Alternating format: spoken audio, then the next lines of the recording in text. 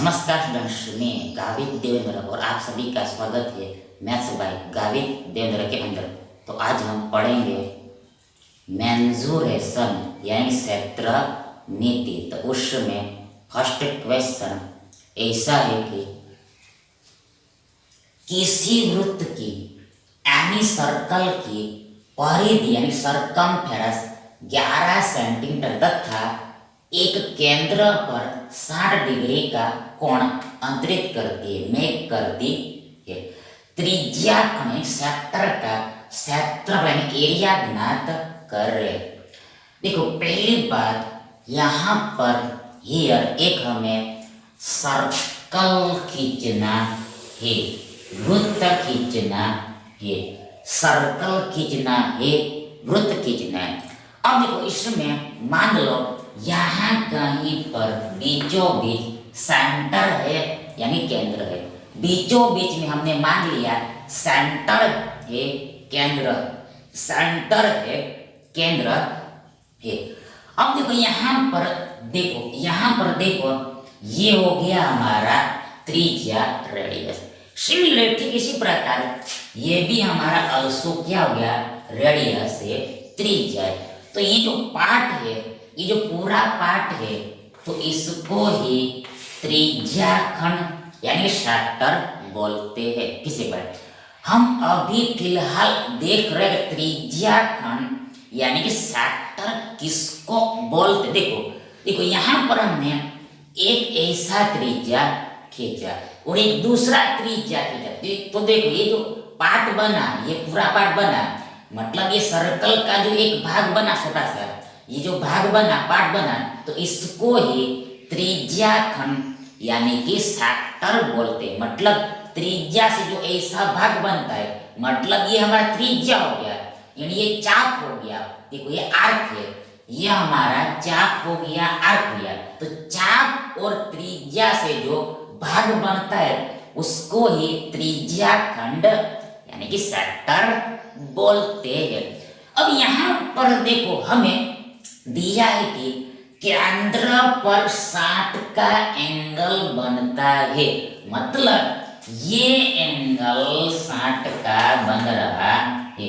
ये त्रिज्या वाली रेखाएं है, ये त्रिज्या वाली लाइन है, ये दोनों लाइन केंद्र पर यहाँ पर ये 60 का एंगल बनाती है, ऐसा दिया। देख फिर से केंद्र पर 60 का कोण बनता है, मतलब ये त्रिज्या और ये त्रिज्या, यहाँ पर ये एंगल केंद्र पर एंगल ये 60 का बनाती है, ऐसा यहाँ पर दिया है। मतलब ऐसा पेपर सेटर कहना चाह रहा है। अब आगे दूसरा दिया है कि सर्कल का परिधि यानी सरकमफेरेंस, परिधि यानी सरकमफेरेंस, मतलब ये पूरी लंबाई 11 सेंटीमीटर है, ऐसा हमें दिया है। अब हमें निकालना है ये त्रिज्या खंड का एरिया, मतलब ये माप कितना है वो निकालना है। तो कैसे निकले? देखो पहली बात यहाँ पर त्रिज्या खंड होता है, ये सेक्टर होता है, उसका क्षेत्रफल एरिया निकालने का फॉर्मूला देखो थीटा बट्टे 360 डिग्री गुणा पाई आर स्क्वायर होता है। ठीक है, त्रिज्या खंड होता है, उसका एरिया निकालने का फॉर्मूला सूत्र थीटा बट्टा 360 degree into pi r square होता है। मतलब देखो ये थीटा ये 60 को बोलेंगे और 360 ये पूरा कंप्लीट एंगल होता है, ये गोल गोल पूरा कंप्लीट एंगल 360 होता है, जो बट्टे में लिखा जाता है वो इंटू पाई आर स्क्वायर, मतलब सर्कल का पूरा एरिया लिखा जाता है। ऑल सर्कल का एरिया मतलब पाई आर स्क्वायर का गुणा किया जाता है, मल्टीप्लाई किया जाता है। तो ये फॉर्मूला आपको याद करके रखना है। पर यहाँ पर एक प्रॉब्लम है, मतलब हमें त्रिज्या नहीं पते, तो यहाँ पर हमें त्रिज्या यानी कि ये रेडियस निकालना पड़ेगा, तभी हमारा काम बन पाएगा। देखो इसके देखो यहाँ पर हमें डेटा दिया है, अलग से डेटा दिया है, मतलब यहाँ पर हमें बोला है कि इस सर्कल इसका परिधि मतलब 2 पाई आर बराबर 11 सेंटीमीटर दिया है। जो परिधि होता है वो 2 पाई आर होता है, मतलब 2 पाई आर का वैल्यू हमें 11 दिया है। अब यहां से हमें आर निकालना है। तो पहली बात यहां पर देखो, ये आर बराबर ये 11 गुणा 7/22 गुणा 1/2 होगा। फिर से ये जो आर है, तो आर बराबर 11 इंटू 7/22 इंटू 1/2 होगा। पूछो कैसे? कैसे? देखो पहली बात, जो पाई होता है इसका लगभग मान 22/7 होता है। देखो ये दो को भी हम 2/1 ऐसे लिख दे। अब देखो यहाँ पर गियर आगे ये 22/7 इधर आएगा तो पलट जाएगा, मतलब 7/22 होगा। सिमिलरली 2/1 इधर आएगा तो 1/2 हो जब ये हमने डायरेक्ट लिख दिया था। तो आगे यहाँ पर ये 11 दूनी 22 होता है। आगे ऊपर में बच्चा हमारे पास 7, नीचे में 2 दूनी 4 होगा। ऊपर में 7 एकम 7, नीचे में 2 दूनी 4, मतलब इतना सेंटीमीटर हमें रेडियस मिला, 7/4 सेंटीमीटर त्रिज्या मिला। अब इसको यहाँ पर रखना है, पुट करना है। देखो यहाँ पर पहली बात थीटा कितना, ये 60 डिग्री का दिया है, हमें 60 डिग्री का दिया है। और बट्टे में ये 360 डिग्री गुणा ये पाई का वैल्यू फिर से 22/7 आएगा। बीच में गुणा होता है आर, रेडियस यहाँ पर 7/4 है।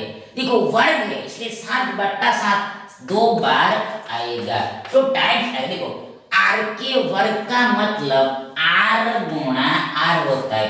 गुणा में आर को 2 बार लिखना होता है। देखो यहाँ पर एक बार आर 7/4, दूसरी बार 7/4 आ गया।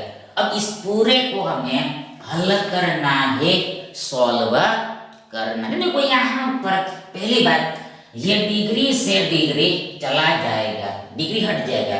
आगे ये 7 भी एक बार चला जाएगा। आगे ये 0 0 भी चला जाएगा। देखो 6 छक्के 36 होता है, तो यहाँ पर हमें 6 मिलेगा। दूसरा यहाँ पर यहाँ पर ये 6 को हम 2 तिया 6 ऐसे लिख दे। अब देखो यहाँ पर ये 22 में 2 से 11 बार में भाग गया, मतलब 11 दूनी 22 होता है। अब आगे कैंसल कुछ भी होगा नहीं, ये कैंसल अब कुछ नहीं होता। ऊपर में 11 7 बचा, मतलब 11 7 गुणा 77 होगा। और बट्टा में 4 चौके 16, 16 किया 48 बचेगा, तो हमें ऐसा प्राप्त होगा। पर यहाँ पर आंसर मिक्स्ड फ्रैक्शन में दिया है, मिश्रित भिन्न में दिया, इसलिए हमें इसको कन्वर्ट करना पड़ेगा। मतलब देखो बराबर इक्वल 129/48 होगा, मतलब 48 एकम 48 होगा। देखो देखो देखो देखो देखो देखो देखो देखो 48 एकम 48 होता है, मतलब 1 और 48 का, यानी 48 और 1 का गुणा 48 होता है। और 48 में हम 19 जोड़ेंगे, 19 जोड़ेंगे, देखो 19 देखो 29 जोड़ेंगे, 29 जोड़ेंगे तो हमें 77 मिलेगा। फिर से देखो यहाँ पर देखो ये सिंपल फ्रैक्शन है, सरल भिन्न है, जो मिश्रित भिन्न में इतना होगा। मतलब यहाँ पर 48 और 1 का गुणा, यानी 1 और 48 का गुणा 48 होता है। आगे ये 48 में हम मतलब गुणा में जो आंसर है उसमें मतलब 48, तो 48 में ये 29 जोड़ेंगे, 29 ऐड करें तो हमें 77 मिलेगा, मतलब ऊपर 77 आएगा और नीचे में 48 एज इट इज आएगा। ये मतलब ये हमने मिश्रित भिन्न में कन्वर्ट किया, जो आपको आता ही होगा, मतलब हमें ऐसा प्राप्त होगा। अब यहाँ पर ये एरिया है, इसलिए एरिया को यूनिट स्क्वायर में इंडिकेट कर देंगे। यहाँ पर यूनिट क्या है, यहाँ पर यूनिट सेंटीमीटर है, तो यहाँ पर सेंटीमीटर का वर्ग लगेगा।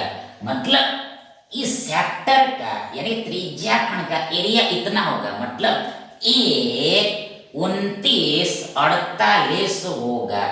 129/48 सेंटीमीटर का वर्ग होगा। यानी कि देखो विकल्प ए हमारा सही विकल्प है।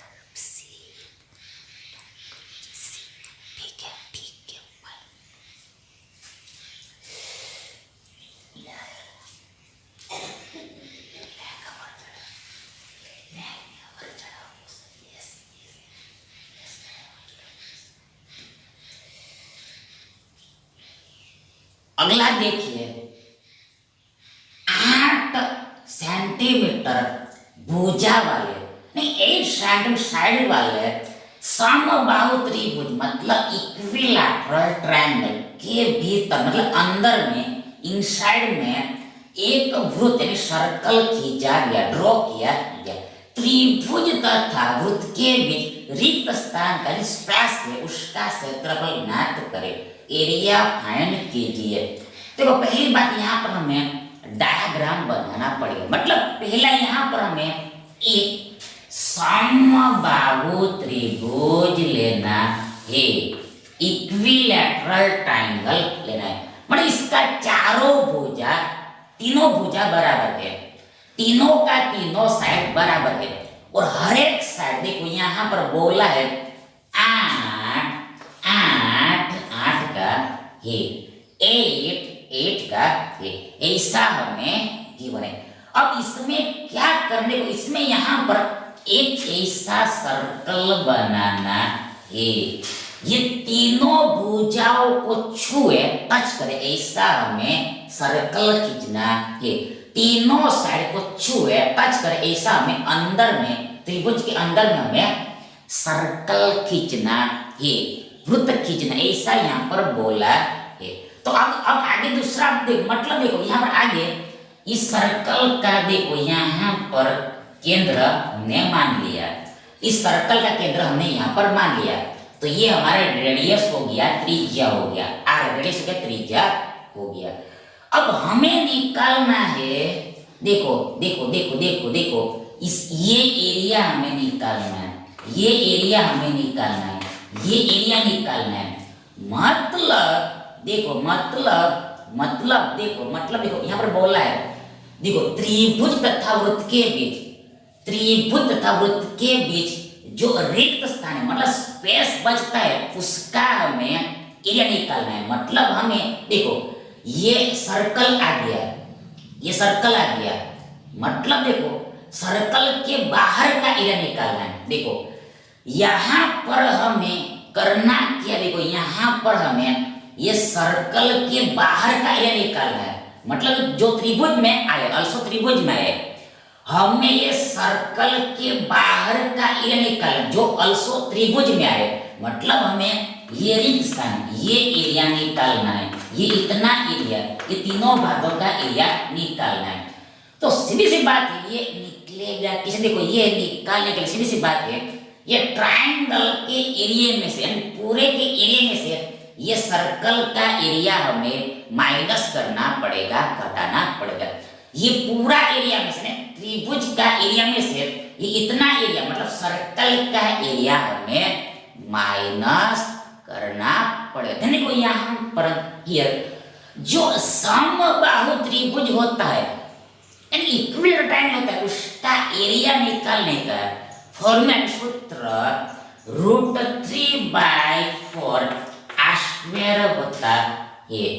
समबाहु त्रिभुज का एरिया निकालने का फॉर्मूला √3/4 स्क्वायर, जहां पर ए क्या है, ये भुजा है साइड ए, माइनस सर्कल का एरिया पाई आर स्क्वायर होता है, पाई आर का वर्ग होता है। तो हमें इसको हल करना है, पर इसको आप हल्के में न लें। देखो ये कैलकुलेटिव क्वेश्चन है। देखो यहाँ पर बोल रहा पहले √3/4 है, वर्गमूल 3 बटा 4। अब यहाँ पर ए भुजा कितनी 8 है, मतलब यहाँ पर 8 गुणा 8 आएगा।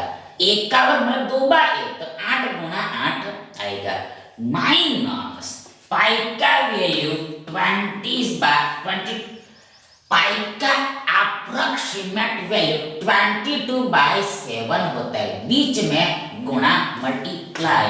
अब हमें चाहिए रेडियस मतलब त्रिज्या, ये सर्कल का त्रिज्या रेडियस कैसे निकले। देखो यहाँ पर हियर यहाँ पर शॉर्टकट फॉर्मूला होता है, त्रिज्या निकालने का शॉर्टकट फॉर्मूला होता है। मतलब यदि त्रिभुज समबाहु है, ट्रायंगल इक्विलैटरल है, त्रिभुज समबाहु है, ट्रायंगल इक्विलैटरल है, तो देखो तो ये जो सर्कल बनता है अंदर में, तो इसका त्रिज्या निकालने का शॉर्टकट फॉर्मूला a बट्टा 2√3 होता है, a बट्टा 2√3 होता है। देखो यहाँ पर a कितना है 8 है और बट्टे में 2√3 आएगा। देखो यहाँ पर 2 चौके 8, मतलब यहाँ पर 4/√3 हमें मिलेगा, 4/√3 मिलेगा।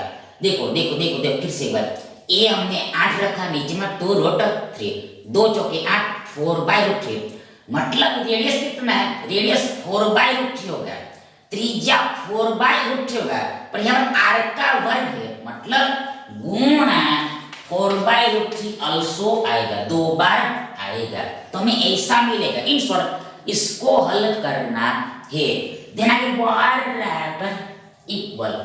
देखो पहली बात यहाँ पर ये 4 दूनी 8 होगा, आगे अहेड फॉरवर्ड। देखो यहाँ पर इसमें क्या होगा, देखो इसमें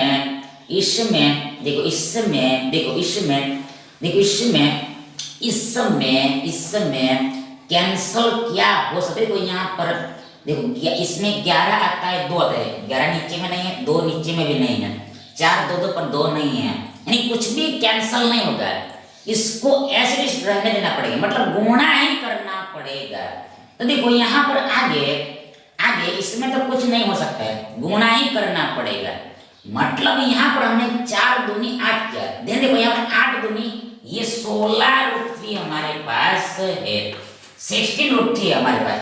देखो ये 8 दूनी 16√3, यहाँ पर ये आगे माइनस देखो यहाँ पर देखो ये 4 चौके ऊपर में 16 हो गया, मतलब ऊपर में हमें 22 और 16 का गुणा करना है, और नीचे देखो यहाँ पर ये √3 गुणा √3 3 होता है, और 7 के 21 होता है, मतलब नीचे में हमें 21 मिला, 21 मिला।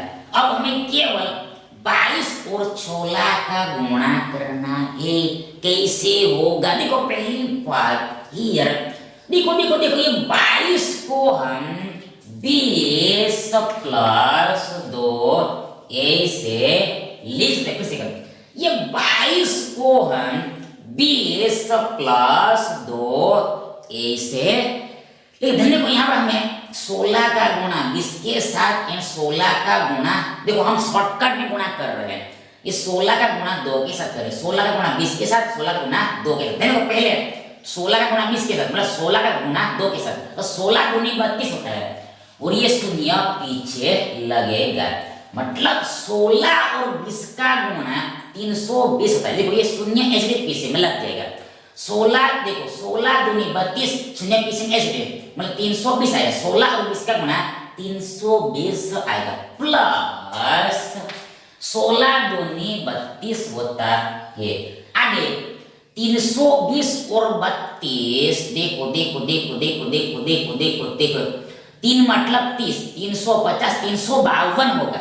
ये एडिशन 352 होगा मतलब 22 और 16 का गुणा मल्टीप्लाई 352 होगा। अब आगे बराबर इक्वल बराबर इक्वल देखो यहाँ पर फिर से ये 16 और 21 का गुणा करना पड़ेगा। 16 और 21 का गुणा करना पड़ेगा। तो देखो यहाँ पर देखो यहाँ पर देखो यहाँ पर फिर से हम देखो फिर से देखो यहाँ पर 21 को हम 20 प्लस 1 ऐसे लिख देते। देखो यहाँ पर आगे 320 ऐसे रहेगा जबकि यहाँ पर सिर्फ ये 16 एक बार ही आएगा। 16 एक बार ही आएगा मतलब 16 एकम 16 ही होगा। यहाँ पर 16 दूनी 32 320 आएगा। 16 20 का गुणा 320 16 एकम 16 इधर 16 ही आएगा केवल। तो 320 में हमने 16 जोड़ा तो हमें 336 मिलेगा। यानी 336 √3 माइनस 3 देखो माइनस 352 ऑल बटा 21। देखो ये हमें सब्ट्रैक्शन करना है। ये सब्ट्रैक्शन इतना आएगा मतलब 336 वर्गमूल 3 माइनस 352 ऑल डिवाइड ये 21 यानी 21 आएगा। हमें ऐसा मिलेगा मतलब हमें आगे इसको हल करना है।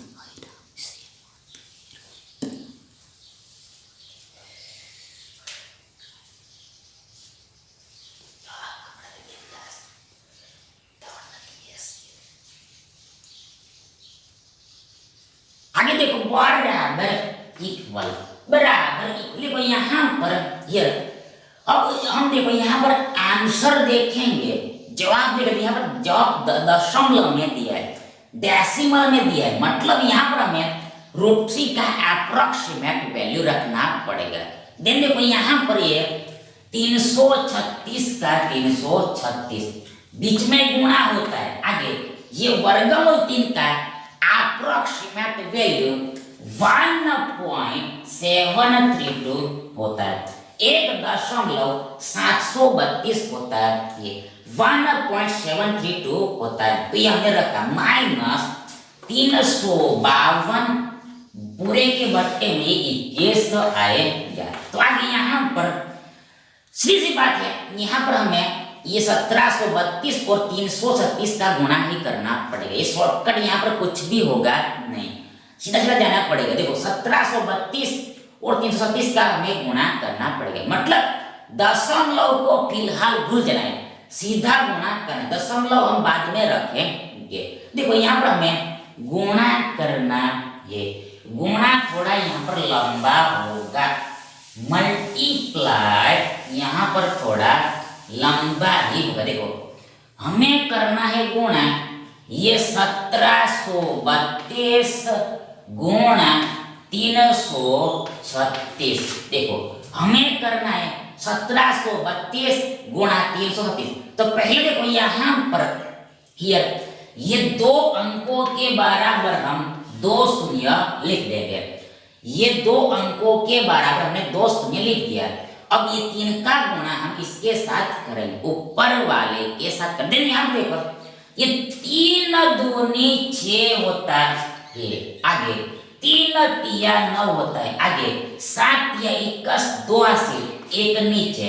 आगे 3 एकम 3 2 ऐड हो जाएगा, मतलब यहाँ पर हियर हमें 3 एकम 3 2 ऐड किया तो हमें 5 मिलेगा, 5 मिलेगा। आगे अब हम देखो ये एक अंक के बराबर एक शून्य रखेंगे और 3 का गुणा, ये 3 का गुणा इसके साथ करेंगे। देखो यहाँ पर 3 दूनी 6, 3 तिया 9, 7 तिया 21 2 हासिल एक नीचे। आगे 3 एकम 3 3 और 2 5 होगा, ऐसा मिलेगा। अब से का गुणा इसके साथ होगा। अब शून्य रखने की जरूरत नहीं, मतलब इसके बाद कोई अंक बचा नहीं, मतलब जितना अंक बचता है उतना शून्य पहले लिख देना होता है। देखो ऐसा हम ऐसा गुणा करते हैं, हमारी साइड ऐसे गुणा करते हैं। तो आगे देखो यहाँ पर देखो यहाँ पर 6 दूनी 12 होगा, 6 दूनी 12 एक हासिल 2 नीचे। आगे 6 दिया 18 और 1 19, तो फिर से एक हासिल 9 नीचे। 7 से 42 और 1 43, 4 हासिल 3 नीचे, 3 नीचे 3 नीचे 3 नीचे आएगा। आगे से कम 6 से 4 10 होगा 10 होगा, तो हमें ऐसा मिलेगा। अब सभी को जोड़ देना होता है, ऐड कर देना होता है। देखो यहाँ पर 0 + 0 + 2 2 होगा। आगे 9 से 15 होगा, तो एक हासिल 5 नीचे। आगे देखो यहाँ पर आगे 6 और 1 7, 7 3 10, 10 और 9 19, तो एक फिर से हासिल 9 नीचे। आगे 9 और 1 10, 10 देखो 9 1 10, 10 और 1 11, 11 मतलब एक ऊपर एक नीचे। आगे 1 1 2, 2 और 5 7 और 1 8, और ये 5 का 5, हमें ऐसा प्राप्त होगा 581 952 मिलेगा। हमें ऐसा मिलेगा, हमें ऐसा मिलेगा, ऐसा मिलेगा। अब यहाँ पर देखो इसमें 3 अंकों के बाद दशमलव है, तो इसमें भी 3 अंकों के बाद दशमलव मिलेगा, मतलब ये 336 और 1.732 का गुणा ये 581.952 होगा, 581.952 होगा, तो ये फाइनल गुणा है।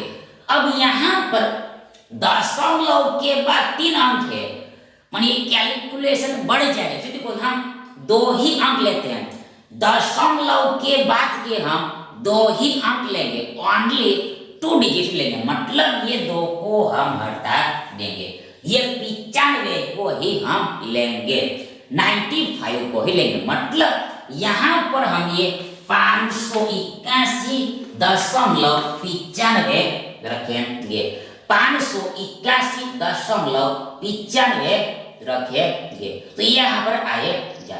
आगे माइनस देखो यहाँ पर आगे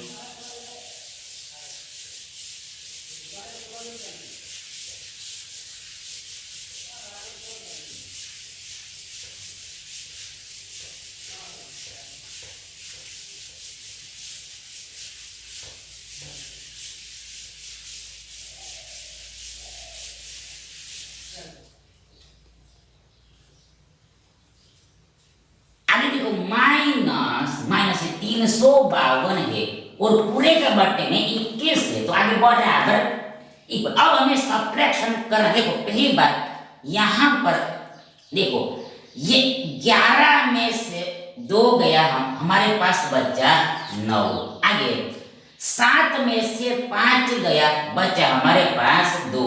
आगे 5 में से 3 गया, हमारे पास बचा 2, और ये 0.95, मतलब ये सब्ट्रैक्शन इतना होगा 229.95, और बट्टे में ये 21 है, मतलब अब हमें इसको 21 से भाग देना है। देखो यहाँ पर सिंपल बात है, दशमलव को फिलहाल भूल जाना है, ये पूरा संख्या को है 21 से भाग देना है। 21 से डिवाइड करना है तो आगे बराबर इक्वल कैसे होगा। देखो पहली बात यहाँ पर ईयर, देखो यहाँ पर ईयर 21 एक कम 21 होगा। आगे 22 में से 21 गया, देखो यहाँ पर हम ऐसे ही कर, देखो ये 2295 को हमें 21 से भाग देना है। 2995 इसको हमें 21 से डिवाइड करना। देखो यहाँ पर पहली बात 21 एक कम 21, 22 में से 21 गया, हमारे पास बचा 1, 9 नीचे आएगा तो हमारे पास 19 होगा। पर ये 19 में 21 से भाग लगेगा, इसलिए देखो ये भागफल में एक शून्य रख देना होता है, एक शून्य रख देना होता है। ध्यान हम ये 9 को नीचे ला पाएंगे, ला सकते हैं। देखो हमारे पास 199 ये, अब यहाँ पर ये 21 9 189 होता है। ध्यान दें 199 में से ये 189 गया तो हमारे पास बच्चा कितना कितना कितना कितना कितना कितना, ये 9 और 1 10 बचा हमारे पास, 10 बचा 10 बच्चा, और ये 10 बच्चा और लास्ट में ये 5 नीचे आएगा, मतलब हमारे पास अंत में 105 होगा। देखो यहाँ पर 21, देखो 21 पंच कितना होता है 105 हो जाता है। देखो 21 बचे, देखो 5 एक कम 5, 5 दूनी 10, 5 एक कम 5, 5 दूनी 10, 21 पंचे 105 होगा। मतलब यहाँ पर हमें शेषफल 0 मिल जाता है, रिमाइंडर शून्य मिल जाता है। मतलब ये इतने बार में पूरा भाग लग जाएगा। कितने बार में? ये 10 95 बार में। इन शॉर्ट यहाँ पर भागफल यानी क्वेश्चन 10 95 आएगा, 10 95 आएगा, 1095 आएगा। अब यहाँ पर ओरिजिनल में ये 2 अंकों के बाद दशमलव था, 2 अंकों के बाद दशमलव, तो आंसर में भी 2 अंकों के बाद दशमलव लगेगा। आफ्टर 2 डिजिट्स डेसिमल साइन लगेगा। मतलब ये 229.95 भाग 21 10.95 होगा, 10.95 होगा। तो ये फाइनल आंसर होगा। अब ये यहाँ पर एरिया, देखो यहाँ पर यूनिट स्क्वायर, ध्यान यूनिट क्या है, यूनिट यहाँ पर सेंटीमीटर है, तो यहाँ पर सेंटीमीटर का वर्ग लगेगा, मतलब रिक्वायर्ड एरिया इतना होगा। मतलब ये स्पेस है, तो इसका एरिया मतलब पूरी जगह का माप, इसका ये जगह का माप, यानी ये रिक्वायर्ड एरिया का मेजर माप इतना होगा। इन शॉर्ट ये एरिया इतना होगा, इतना। देखो ऑप्शंस में देखो, विकल्पों में ढूंढो 10.95 10.95 सेंटीमीटर का वर्ग, यानी देखो ये विकल्प भी हमारा सही विकल्प है।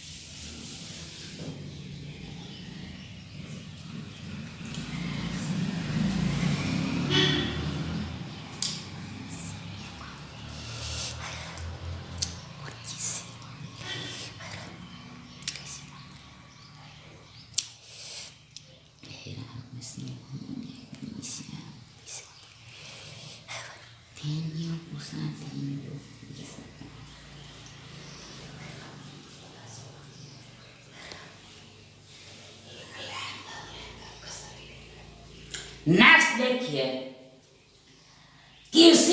त्रिभुज की भुजा साइड 30 सेंटीमीटर, 72 सेंटीमीटर तथा 78 सेंटीमीटर है। 72 सेंटीमीटर भुजा पर डाले गए शीर्ष लंब यानी आल्टीट्यूड यानी कि परपेंडिकुलर की लंबाई गुना लेंथ फाइंड करें। देखो पहली बात यहाँ पर हियर यदि हम ये त्रिभुज की तीनों साइड को ऑब्जर्व करेंगे, निरीक्षण करेंगे, तो देखो ये त्रिभुज है, तो त्रिभुज के तीनों भुज है, तो इसको हम ऑब्जर्व करेंगे, निरीक्षण करेंगे, तो हमें पता चलेगा कि जो त्रिभुज है वो राइट एंगल है, समकोण है, राइट एंगल है, समकोण है। तो देखो यहाँ पर ये तो देखो यहाँ पर ये त्रिप्लेट है, त्रिपुटी है, ये त्रिप्लेट है, त्रिपुटी है। कैसे देखो हमें पता है कि देखो 5, 12, 13 पाइथागोरियन त्रिपुटी होता है, पाइथागोरियन त्रय होता है, पाइथागोरियन ट्रिपलेट होता है। 5 12 13, 5 12 13, 5 12 13, 5 12 13। अब यहाँ पर ये कैसे पता चला हमें कि ये त्रिपुटी है? देखो यहाँ पर क्या करते हैं हम, यहाँ पर हम से गुना करते हैं, हर एक का 6 टाइम करते हैं, ऑल का हम 6 गुना करते हैं, 6 टाइम्स करते हैं। यहाँ पर 6 5 30 हो गया। आगे देखो, आगे देखो, आगे देखो, 12 छक्के 72 हो गया और लास्ट में 13 छक्के 78 हो गया। देखो फिर से एक बार 6 पंचे 30, 12 छक्के 72, 13 छक्के 78। देखो ये आ गया 30, 72, 78, 30 आगे 72 एंड 78, ये हमें मिल गया, आ गया। मतलब ये ओरिजिनल ट्रिपलेट है। ध्यान, इसको हम किसी संख्या से गुणा करेंगे तो जो हमें प्राप्त होगा वो भी अल्सो ट्रिपलेट ही होगा, वो अल्सो वो भी त्रिपुटी होता है, त्रयी होता है, ट्रिपलेट ही होता है। मतलब ये भी हमारा त्रिपुटी है, ट्रिपलेट है, ये हमने प्रूव कर दिया। मतलब त्रिपुटी जो होता है वो समकोण भी लगता है। मतलब यहाँ पर हमें कहना ये है कि ये ट्रायंगल है वो समकोण है, राइट एंगल है। मतलब ये एंगल हो गया हमारा 90 का, 90 का। अब इसमें 90 के सामने वाली भुजा सबसे बड़ी होती है और इसको कर्ण बोलते हैं, हाइपोटेनस बोलते हैं, कर्ण बोलते हैं, हाइपोटेनस बोलते हैं। मतलब यहाँ पर सबसे बड़ी भुजा 78 है। मतलब ये साइड फिक्स हो गया, निश्चित हो गया, 78 ही होगा, 78 होगा। अब यहाँ पर हमें बोला है कि कहा है कि देखो बोला है कि देखो यहाँ पर 72, मतलब देखो ये 78 हो गया, इसलिए को ये इसको हम यहाँ पर भी ले सकते हैं, ये 72 को हम यहाँ पर भी ले सकते हैं उल्टा, ये 72 को हम यहाँ पर भी ले सकते हैं उल्टा, इसको हम यहाँ पर भी ले सकते हैं, कोई प्रॉब्लम नहीं होगा। तो देखो सपोज देखो यहाँ पर हमने 72 को लिया, इस भुजा को हमने 72 बोला। देन ये भुजा पर सामने वाले सिर से डाला गया लंब, डाला गया परपेंडिकुलर, डाला गया ऑल्टीट्यूड, यानी कि 90 का एंगल, 90 का एंगल का मतलब हाइट ये कितना होगा वो हमें एक्चुअल में पूछा है। फिर से पर देखो ये हमारा 72 का भुज है और इसमें अब हम क्या कर, देखो ये सामने वाले सिर से ऑपोजिट वर्टेक्स, देखो ये हमने लंब डाला है यानी कि परपेंडिकुलर डाला है। देखो ये हमारा देखो क्या हो गया, ये 90 का एंगल है। देखो ये जो लाइन है ये इस लाइन पर 90 का एंगल बना रहा है, मतलब ये क्या है, ये लाइन लंब हो गया, परपेंडिकुलर है, ऑल्टीट्यूड है यानी शीर्ष लंब है, तो इसका लेंथ हमें पूछा है, मतलब एक्चुअल में हमें हाइट पूछा है। तो ये कितना होगा, ये 72 हमने लिया, ये कितना होगा, ये 30 होगा, 30 होगा, 30 होगा, 30 होगा। देखो अब क्वेश्चन को पढ़ो, अब क्वेश्चन को पढ़ो, क्वेश्चन को पढ़ो। 72 सेंटीमीटर भुजा पर 72 षट्भुजा पर डाले गए शीर्षलम की लंबाई इतना कितना होगा, 30 होगा, 30 होगा, 30 होगा, मतलब 30 सेंटीमीटर होगा। यानी विकल्प सी हमारा सही विकल्प है। यदि देखो यहाँ पर यदि आपने इसको 72 माना होता, सीधी सी बात है, ये 30 होता है। तो देखो ध्यान देखो यहाँ पर देखो इस भुजा पर सामने वाले वर्टेक्स से, मतलब ये सिर से डाला गया लंब ये होता है, ऑल्टीट्यूड ये होता है, मतलब 90 का एंगल फिर भी यहाँ पर बनता है। ये लाइन तो भी इसके ऊपर 90 का एंगल ही बनाता है। ये लाइन फिर भी इस लाइन पर, इस भुजा पर ये 90 का एंगल तो रहता है, मतलब ये भी हाइट ही है, ये भी हाइट ही होता है, ये भी लंब है, मतलब तो भी आंसर कितना है, सेम ही रहेगा, 30 ही आएगा, 3 आएगा। इन शॉर्ट करना फिक्स रहता, ये दोनों बदलता रहता है। मतलब इसको आपने बेस लिया ये हाइट होगा, उल्टा इसको आपने बेस लिया ये हाइट होता है। तो ऐसे यहाँ पर समझना। इन शॉर्ट 30 आपका सही आंसर है। Thank you.